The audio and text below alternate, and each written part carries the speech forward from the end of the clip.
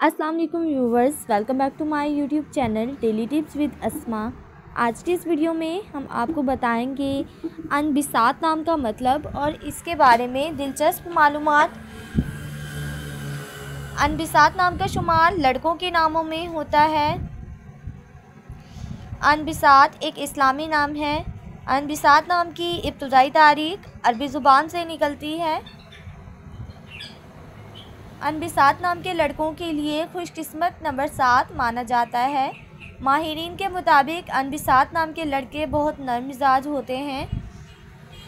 अनबिसात नाम का मतलब है खुशी और शादमानी। अनबिसात नाम के लड़कों के लिए खुशकिस्मत दिनों में जुम्मा और बुध का दिन शामिल है। अनबिसात नाम के अफराद के लिए मुवाफिक रंगों में सब्ज़, पीला और हल्का गुलाबी रंग शामिल है। अनबिसात नाम के अफराद के लिए मुवाफिक पत्थरों में नीलम पत्थर शामिल है।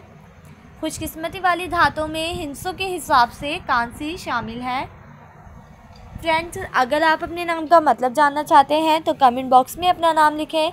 इंशाल्लाह हम आपके नाम की वीडियो ज़रूर बनाएंगे। Thanks for watching. अल्लाह हाफिज़।